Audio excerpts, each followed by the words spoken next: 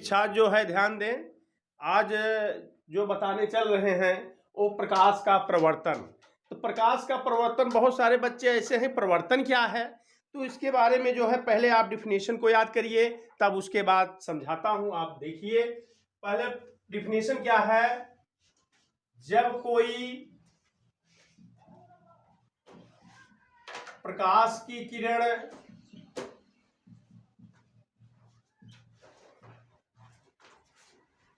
किसी पालिश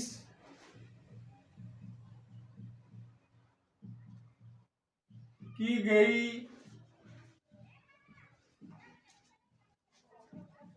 चमकदार सतह पर पड़ती है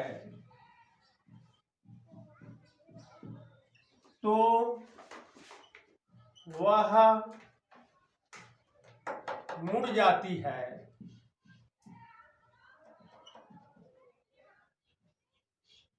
मुड़ना ही प्रकाश का प्रवर्तन कहते हैं।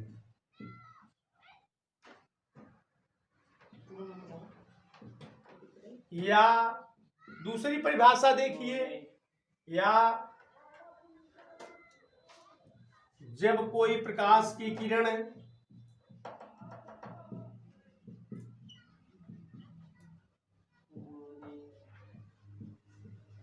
एक माध्यम से चलकर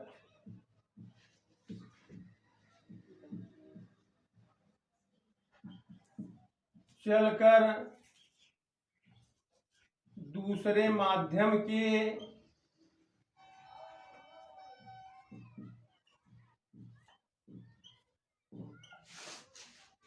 पृथक्कारी तल से टकराकर उसी माध्यम में वापस हो जाती है। इस घटना को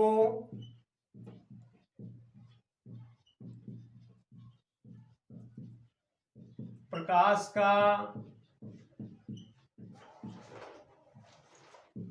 प्रवर्तन कहते हैं। तो आप जो है भिन्न भिन्न तरह से आप जो है परिभाषाएं दे सकते हैं। आप इसको देखिए, प्रकाश का प्रवर्तन कैसे हो रहा है। पहले देखिए, ये जो है आपका एक कांच है और इसके एक पृष्ठ पर पालिश कर रहे हैं। इस पालिश जो होता है, ये जो है फेरिक ऑक्साइड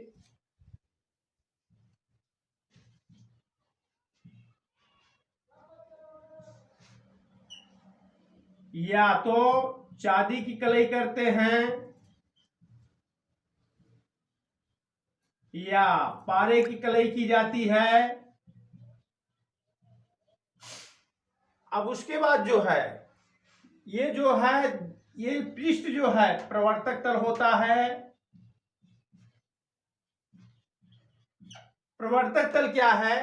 जैसे ये हाथ है, हाथ की हथेली को अगर हम इस तरफ से कलर कर देते हैं, रंग देते हैं, तो हमारा प्रवर्तक पृष्ठ दूसरी तरफ बनता है।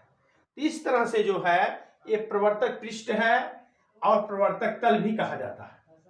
अब जो है ये प्रकाश स्रोत है, ये सूरज जो है, ये सूर्य है, इसको प्रकाश स्रोत कहा गया है। ये प्रकाश स्रोत है। किरण कहाँ से चलती है? प्रकाश स्रोत से चलती है। प्रकाश स्रोत, प्रकाश स्रोत क्या है? सूर्य है। अब उसके बाद ये किरण यहां से चल रही है प्रकाश की, और यहां चल करके यहां प्रवर्तक तल तक आती है। ये इस किरण का नाम है आपतित किरण। आने वाली किरण को आपतित किरण कहा जाता है। और उसके बाद जब इस तल से मुड़ती है तो ये जो है प्रवर्तक प्रवर्तन कोण कहा जाता है, प्रवर्तन, हाँ, प्रवर्तन कहा जाता है। अब उसके बाद जो है और इसका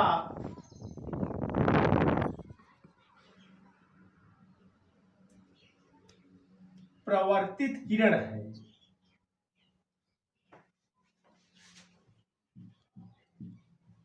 प्रवर्तित किरण है।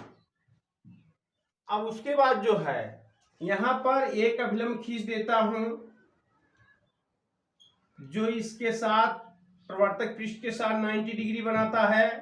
अब उसके बाद जो है ये जो आपतित किरण है, ये जो अभिलंब है, इसके बीच का कोना को आपतन कोण के नाम से जाना जाता है, आपतन कोण। और इसको आई से प्रदर्शित करते हैं। इसी को अंग्रेजी में इंसिडेंट एंगल कहा जाता है, इंसिडेंट एंगल। और इसके बाद जो है ये जो है जो मुड़ के जा रही है किरण अभिलंब के बीच वाला कोना को, ये जो है रिफ्लेक्टिव एंगल कहा जाता है, अर्थात प्रवर्तन कोण के नाम से जानते हैं। अगर ये जो है जो दर्पण प्रवर्तक तल से और जो आपतित किरण के बीच का है, ये जो है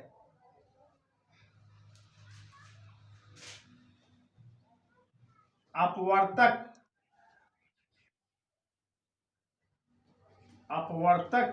कोण है, और इधर का ये जो है प्रवर्तक कोण है। तो ये जो है जब कोई ये प्रकाश अगर यहां हो और यहां से किरण चलती है तो ये जो है फिर उसी मार्ग में वापस लौट जाती है, और ऐसी अवस्था में दोनों रेखाएं संपाती हो जाती हैं। और इसके बाद जो है दोनों जो आपतन और प्रवर्तन कोण का मान दोनों सेम हो जाता है और 0 डिग्री कहलाता है, क्योंकि ये कोण जो यहाँ पर आई किरण और उसी मार्ग में जा रही है। तो ये जो आपतित जो अभिलंब के बीच का कोना और जो आपतित किरण दोनों संपाती, और जब मुड़ के जा रही है तो ये भी आप प्रवर्तित किरण और अभिलंब के बीच का कोना 0 डिग्री हो गया। इसलिए जो है ये ध्यान देना चाहिए कि कौन कोण जो है प्रवर्तन है, कौन अपवर्तन है, ये जानकारी कर लेना चाहिए। अगर जानकारी नहीं रहेगी तो आप नहीं समझ पाएंगे। इसलिए अगर मान लीजिए ये जो है ये प्रवर्तक पृष्ठ जो है या प्रवर्तक तल और आपतन किरण के बीच का जो कोना है, अगर इसको मान लिया जाए ये 55 डिग्री का है, तो ये कितने डिग्री का होगा, आई कितने डिग्री का होगा? तो ये आपका है 55 प्लस आई इक्वल 90 डिग्री, क्योंकि अभिलंब के साथ ही जो कोना है ये 90 डिग्री, तो इस तरफ भी ये 90 डिग्री होता है। तो आपको ये ध्यान होना चाहिए।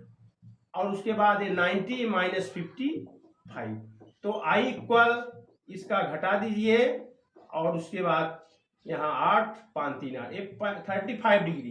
तो ध्यान दीजिए अगर ये 35 हो गया, ये आपका आई 35 हो गया, तो आपका ये भी 35 ही होगा। आपतन और प्रवर्तन आपस में बराबर होते हैं, और ये कोण और इस कोण के बराबर होता है, ये 55 डिग्री होगा। तो इस चीज को अगर आपको नहीं जानकारी है तो इस टाइप का अगर कोई पूछता है तो आप नहीं बता पाएंगे। इसलिए यह बहुत जरूरी है इस चीज को नॉलेज करने के लिए।